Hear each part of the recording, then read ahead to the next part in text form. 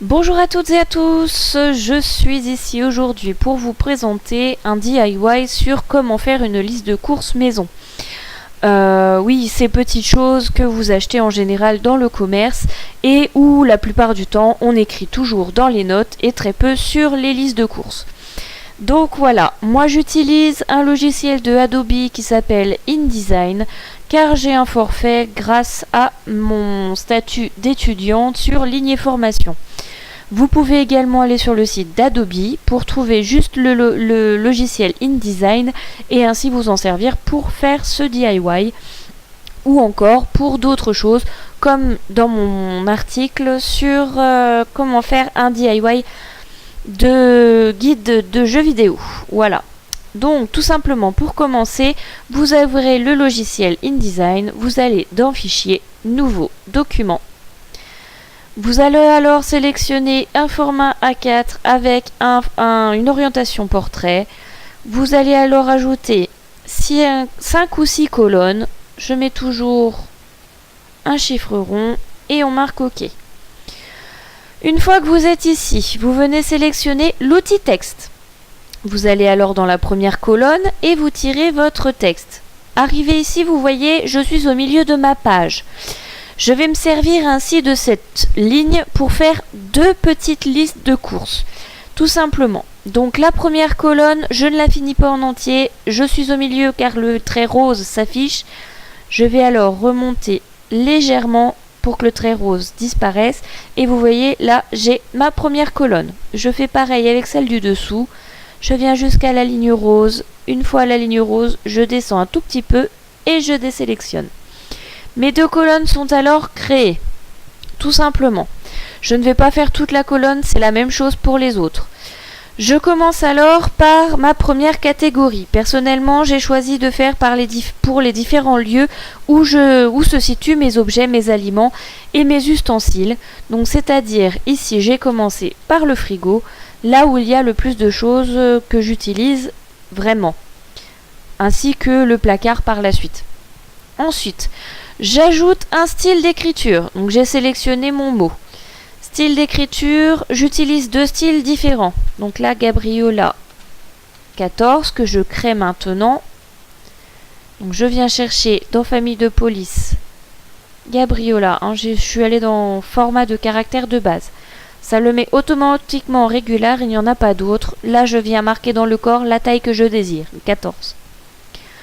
Je vais alors en créer une deuxième pour mes titres pour que ce soit un peu plus gros. Donc, recommence, Gabriola, là cette fois-ci en taille 18. Je reviens dans format de caractère, mon titre est toujours là. Je viens alors sélectionner Gabriola et ma taille dans le corps, donc c'est-à-dire le 18. Mon mot est toujours sélectionné. Je viens maintenant à l'endroit où il y a marqué 100. Je viens alors chercher l'une des deux polices d'écriture que j'ai déjà sélectionnées, Gabriola 18. La taille de mon écriture se fait automatiquement. Voilà. Ensuite, je vais alors créer ma liste personnalisée. Donc par exemple, œuf, beurre. D'habitude dans les listes de courses c'est juste marqué beurre. Moi je me suis fait une ligne où il est marqué beurre dur et une ligne où il est marqué beurre mou. Car j'utilise du beurre mou uniquement pour mes tartines le matin. Parce que le beurre dur n'étant pas pratique pour ça, c'est ce que je fais. Donc comme ça, je différencie bien les deux, sachant que dans la liste de courses que j'avais avant, celle qu'on achète en commerce, c'est juste marqué beurre. J'étais obligée à chaque fois de marquer mou ou dur sur le côté. C'était assez onéreux, assez chiant. Donc là, je marque par exemple, je sais pas, beurre mou. En dessous, beurre dur. Crème, et ainsi de suite, ainsi de suite. Donc là, vous voyez, c'est également en noir, et c'est resté dans la taille Gabriola 18. Moi, je veux une taille plus petite, et je l'ai créée comme vous l'avez vu juste avant. Je viens alors à l'endroit où il est marqué Gabriola 18 maintenant, et je viens sélectionner Gabriola 14. Vous voyez, ça a modifié ma police d'écriture. Une fois que vous avez fait ça, si vous voulez, comme moi, avoir des couleurs, et avoir les petits carrés juste devant, vous le faites uniquement après... Non. Vous le faites uniquement après avoir fait toute votre petite liste. sur les 2 petites listes si vous voulez, ou alors je vous conseille plutôt de faire votre première liste en entier, et une fois que vous avez tout terminé, faire juste un copier-coller des colonnes les unes au-dessus des autres, ça prend beaucoup moins de temps. Donc là du coup, vous avez déjà fait votre liste, admettons, vous avez écrit jusqu'en bas. Vous avez déjà fait vos modifications de style d'écriture, la police, tout simplement. Vous venez alors sélectionner, moi je sélectionne uniquement les ingrédients ou les ustensiles que j'ai besoin.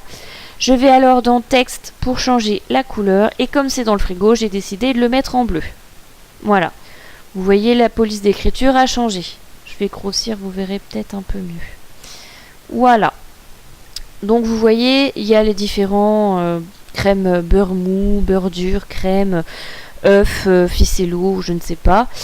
Là, du coup, pour mettre les petits carrés qu'il y a devant ma liste, donc celle-ci, que vous voyez ici, c'est tout simple. Il suffit juste d'aller dans texte, aller chercher dans glyphes, une petite case s'affiche.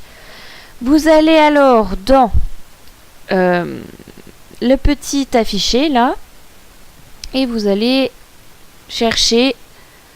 Or, moi, il apparaît pas, il faut juste trifouiller un peu, je crois. C'est ce que j'avais fait, il était apparu. Vous cherchez la case ornement, tout simplement, dans symbole, je crois. Enfin bref, il apparaît ici normalement, hein. Ornement. Vous cherchez ornement. Une fois qu'il est apparu, vous cliquez dessus, vous allez chercher le petit carré que vous voyez ici. Et tout simplement, pour l'afficher devant votre mot, vous mettez votre curseur devant et vous double-cliquez sur le petit carré que vous voyez ici. Voilà, il s'affiche et est de la même couleur que votre texte. Vous faites ça pour vous faites ça pour toutes vos cases. Et voilà. Ça ajuste la taille du carré à la taille de votre écriture. Voilà. Si vous le faites avant, le carré apparaîtra. Par exemple, admettons, je le fais ici. Hop. Vous écrivez, je ne sais pas, fromage. Voilà. Vous voulez tout changer la taille d'écriture parce qu'il est à la taille de votre texte. Là, ça va pas aller parce que si vous changez, le petit carré a disparu, il ne connaît pas. Tout simplement. C'est pour ça que je vous fais écrire le texte avant, faire le changement de couleur avant et ensuite insérer votre carré. Ça le met pile à la bonne taille directement. Voilà, vous êtes moins embêté. Donc, vous avez fait toute votre petite liste, vous faites vos copier-coller de cette liste, de cette colonne à cette colonne, et vous vous retrouvez alors avec, tout simplement, je vais y arriver, votre liste comme ceci. Voilà, ça vous fait 2 listes différentes, ça économise du papier, ça évite de se trimballer une feuille A4 directement dans le sac, c'est bien plus pratique et elle est personnalisée à ce que vous avez besoin, tout simplement. Ensuite, vous allez dans Fichier, Exporter. Vous allez alors chercher Adobe PDF Impression, ça le met en général automatiquement dans la liste que vous avez là, il s'affiche automatiquement. Vous écrivez votre titre et vous faites enregistrer, tout simplement.